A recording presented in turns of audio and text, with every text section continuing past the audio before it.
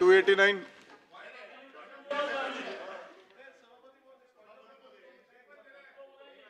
महत्वाचा विषय अनिल परब बोला की या महाराष्ट्राचे मुख्यमंत्री श्री देवेंद्र फडणवीस साहेब ज्यांची एक प्रतिमा आहे, ज्यांच्याकडे बघताना लोक सुसंस्कृत म्हणून बघतात, आणि अशा मुख्यमंत्र्यांच्या सरकारमध्ये एक आमदार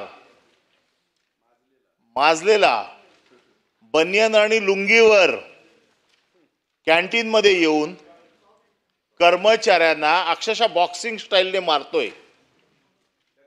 जरा चव्हाण साहेब जरा थांबा, जरा महत्वाचा विषय आहे की माझी मुख्यमंत्र्यांना विनंती आहे की आपला ह्या सरकारच्या आमदारांवरती वचक आहे की नाही. आपल्यासारखा एखादा ज्याला असं वाटतं की महाराष्ट्र सुसंस्कृत असला पाहिजे, आपली जी प्रतिमा जी सुसंस्कृतपणाची आपण जी लोकांच्या मनामध्ये आहे त्याला तडे देण्याचं काम अशा प्रकारचे आमदार करतायत. मग एक आमदार निकृष्ट दर्जाचं जेवण दिलं म्हणून कॅन्टीनच्या कर्मचाऱ्याला बनियन आणि लुंगीवरती, अरे आमदाराने कसं राहावं याचे किमान काहीतरी संकेत आहेत की नाही. लुंगी टॉवेल आहे म्हणतात. आता माझी मुख्यमंत्र्यांना विनंती आहे की मुख्यमंत्री काय चाललंय आपल्या राज्यामध्ये. हे आमदार बनियन टॉवेल मध्ये खाली येतात, मारतात. हे काय रस्त्यावरच्या गल्लीवरचे लोक आहेत काय?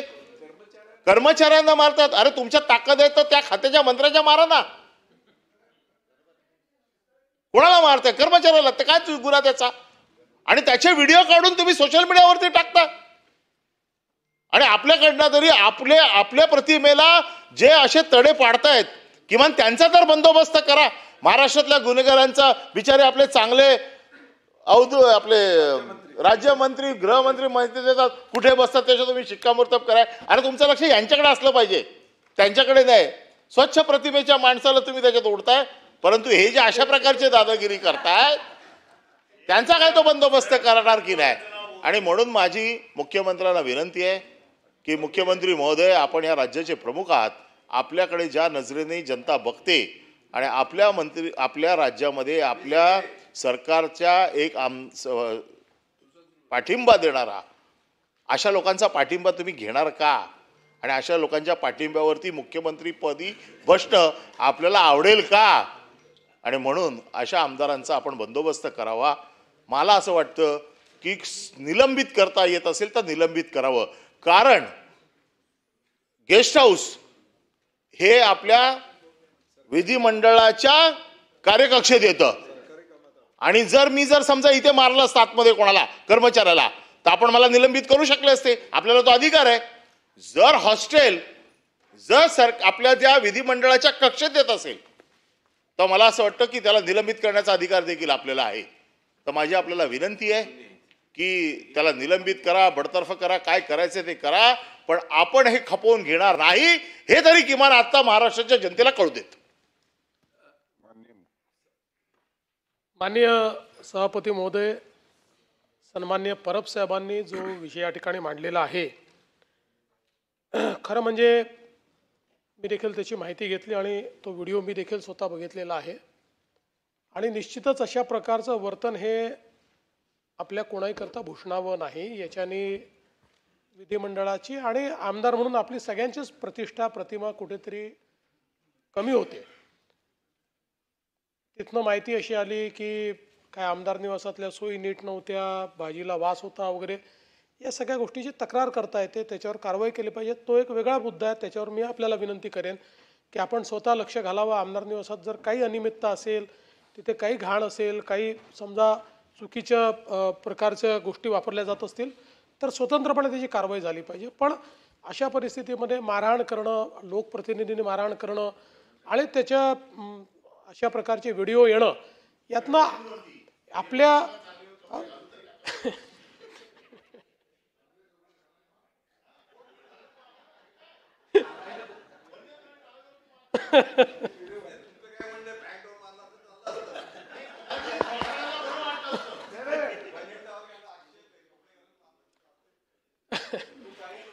नाही परब साहेबांचं जरी मत असलं की टावेलवर का मारलं, तरी टावेलवर मारलं किंवा कशावरही मारलं तरी ते चुकीचंच आहे, ते योग्य नाही आहे.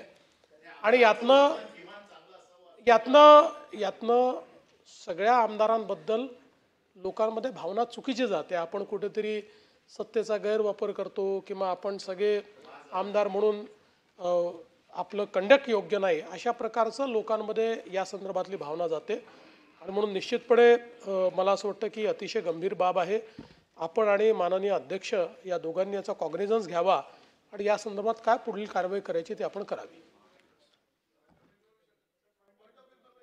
289 नियम 289 आज प्राप्त झालेल्या 2 सूचना आहेत. दोन्ही सूचना मी माझ्या दालनामध्ये अमान्य करीत आहे. त्यानंतरची घोषणा आज बुधवार दिनांक 9 जुलै 2025 रोजी मान्य केलेल्या महाराष्ट्र विधान परिषद नियम 93 सूचना सभागृहाच्या पटलावर ठेवल्याचे मी घोषित करीत आहे. मंगळवार दिनांक 8 जुलै 2025 रोजी मान्य केलेल्या महाराष्ट्र विधान परिषद नियम 93 सूचना सभागृहाच्या पटलावर ठेवल्याचे मी घोषित करीत आहे. नियम 93 सचिन अहिर उपस्थित नाहीयेत. मृत व्यक्तीच्या नातेवाईकांना आर्थिक मदत व मुठा नदीवरील तात्काळ पुलाकरिता निधीची तरतूद करण्याबाबत या संदर्भात शासनाने निवेदन करावे. लेईंग ते नंतर घेतो.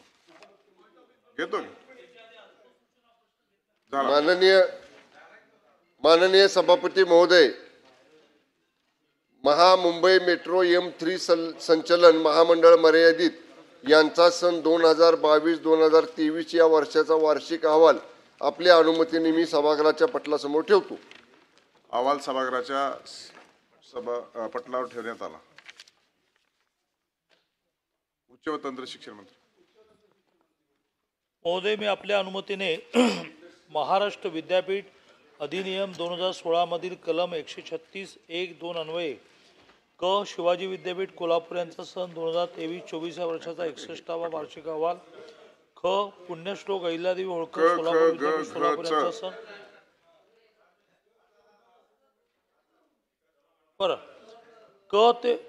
ते शिवाजी विद्यापीठ पुण्यश्लोक अहिल्यादेवी होळकर विद्यापीठ स्वामी रामानंद तीर्थ मराठवाडा विद्यापीठ सावित्रीबाई फुले पुणे विद्यापीठ राष्ट्रसंत तुकडोजी महाराज नागपूर विद्यापीठ यांचे वार्षिक अहवाल सभागृहासमोर ठेवतो.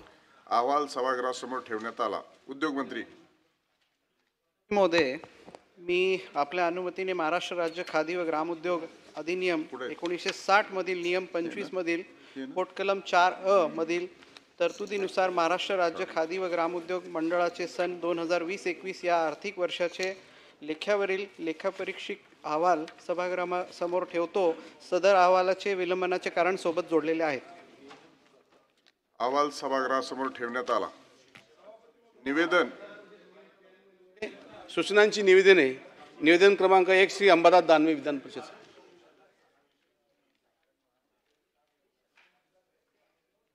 सभापती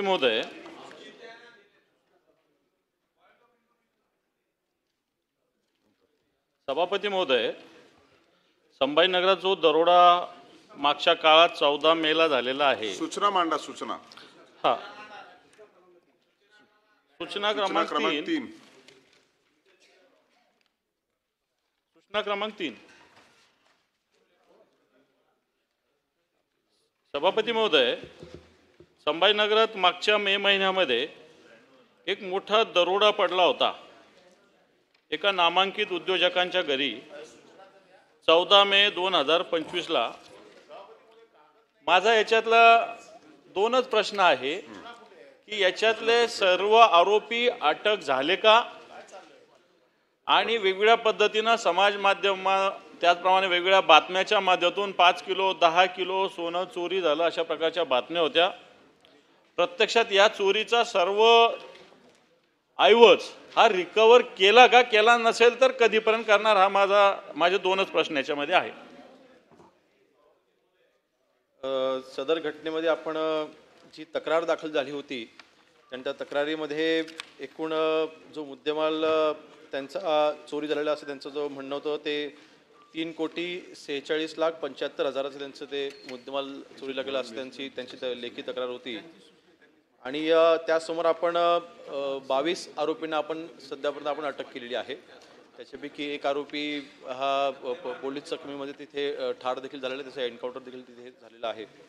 आणि रिकव्हरी जी आहे ती 1,61,49,000 जी रिकव्हरी आहे, ही रिकव्हरी आपण काही जिल्ह्यांमध्ये सराफांना जे सोनं विकलं गेलं होतं त्यांनी ते सोनं असेल चांदी त्यांनी ते वितळलं, त्यांनी बिस्किट तयार केली होती, ती बिस्किट पण आपल्याकडे प्राप्त झालेली आहे. तर एकूण रिकव्हरी जी आहे ती 1,66,00,000 आणि 50,00,000 दरम्यान ही आपली रिकव्हरी आहे. अजूनही तपास चालू आहे. काही ते जे नातेवाईक होते त्या नातेवाईकांनी काही जमीन पण विकत घेतल्या होत्या, त्या पण आपण जप्त केलेल्या आहेत. तर आपण जी कारवाई केली आहे ती अशी इथपर्यंत आहे आणि आपण अग्रेसिव्ह कारवाई आपण याच्यामध्ये केलेली आहे.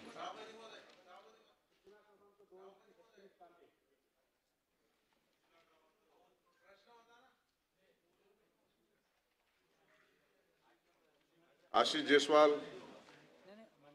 मंत्री महोदय कोकाटे.